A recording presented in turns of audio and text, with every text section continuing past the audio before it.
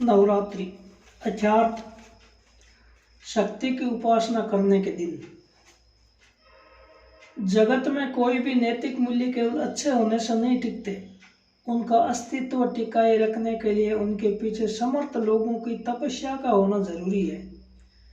जगत में तपश्चर्या को यश मिलता है, ये बात सत्य के उपासकों को नहीं भूलनी चाहिए।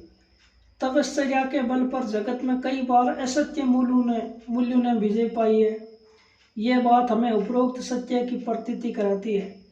दुर्बल लोगों के सत्य, संस्कार और संस्कृति का कोई नहीं पूछता। आश्विन महीने में आने वाले नवरात्रि उत्सव के लिए एक पौराणिक कथा प्रसिद्ध है। महिषासुर नाम का एक राक्षस अति प्रभावी था। उसने अपनी सामर्थ्य के बल पर सभी देवताओं और मनुष्यों को त्राहिमाम कहकर छोड़ा था। देवी विचारों की प्रभुता धुंधली हो गई थी और देवी लोग भयग्रस्त थे। हिम्मत हारे हुए देवताओं ने ब्रह्मा, विष्णु और महेश की आराधना की। देवताओं की प्रार्थना से प्रसन्न हुए आद्य देव महिषासुर पर क्रोधित हुए। उनके पुण्य प्रकोप से एक देवी शक्ति उत्पन्न हुई। सभी देवताओं ने जयकार करके उसका स्वागत किया, पूजन किया। उसने अपने दिव्य आयुधों से मंडित किया। इस देवी शक्ति ने 9 दिन के अविरत युद्ध के बाद महिषासुर को मारा। आसुरी व्रत समाप्त करके देवी संपत्ति की पुनः स्थापना की और देवताओं को अभय दिया। यही देवी शक्ति है हमारी जगदम्बा। इन दिनों माँ से सामर्थ्य मांगने चाहिए और आसुरी व्रती पर विजय प्राप्त करनी चाहिए। आज भी महिषासुर प्रत्येक हृदय में अपना स्थान जमाए बैठा है और भीतर बसी हुई देवी व्रती को दबा रहा है। इस महिषासुर की माया को पहचानने और उसके आसुरी पास से मुक्त होने के लिए जरूरत है देवी शक्ति की आराधना की। 9 दिन अखंड दीप जलाकर माँ जगदम्बा की पूजा करके उससे शक्ति प्राप्त करने के दिन यानी नवरात्र है। हमारी यह भ्रांत धारणा है कि असुर बड़े दांत वाले, बड़े नाखून वाले, लंबे बाल वाले, बड़ी आंखों वाले कोई भयंकर लोग होते हैं। वास्तव में असुर यानी असुतु रमन्ते इति असुरा, प्राणों में मगन रहने वाला, भोगों में ही मगन रहने वाला और महिष यानी भैंसा। इस दृष्टि से भैंसे की वृत्ति रखने वाला असुर है महिषासुर। भैंसा हमेशा अपना ही सुख देखता है। समाज में आज इस भैंसे की वृत्ति बढ़ती जा रही है। परिणामतः सारा समाज स्वार्थी, प्रेम विहीन और भावना शून्य बन गया है। समाज में व्यक्तिवाद और स्वार्थ परायणता अमर्यादित बनकर महिषासुर के रूप में नाच रही है। इसी महिषासुर को बांधने के लिए मां से सामर्थ्य मांगने के लिए नवरात्रि का उत्सव है। हमारे वेदों ने शक्ति की उपासना को बहुत ही महत्व दिया है। महाभारत का हर पृष्ठ बालो उपासना और शौर्य पूजा से भरा हुआ है।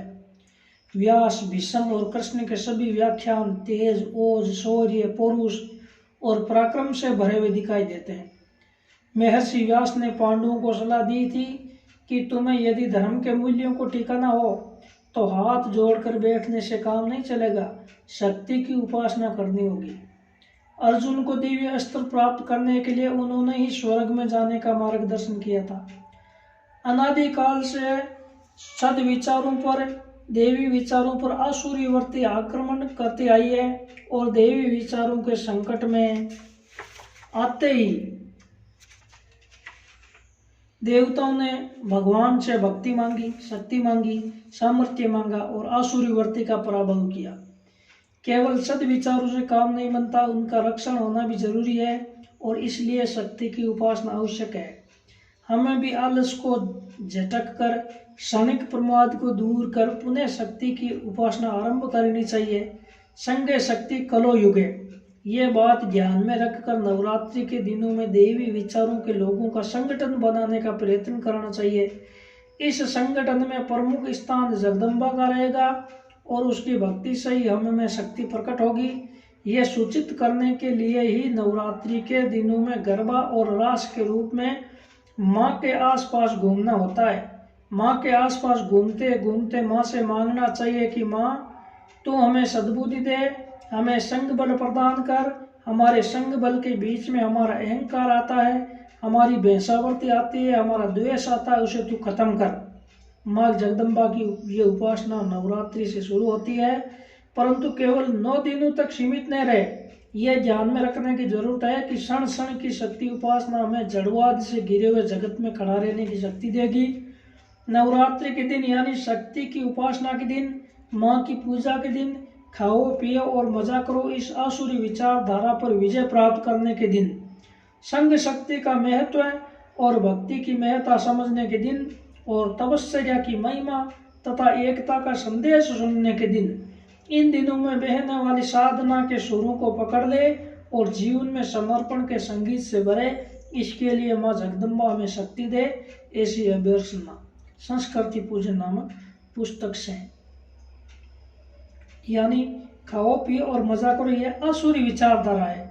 इस आसुरी विचारधारा पर विजय प्राप्त करने के दिन है। असुरों के लक्षण है खाओ पियो और मजा करो, जबकि नवरात्र के 9 दिनों में हमें संयमित आहार लेना चाहिए, एक समय भोजन फलाहार आदि। जय जगदम्बे।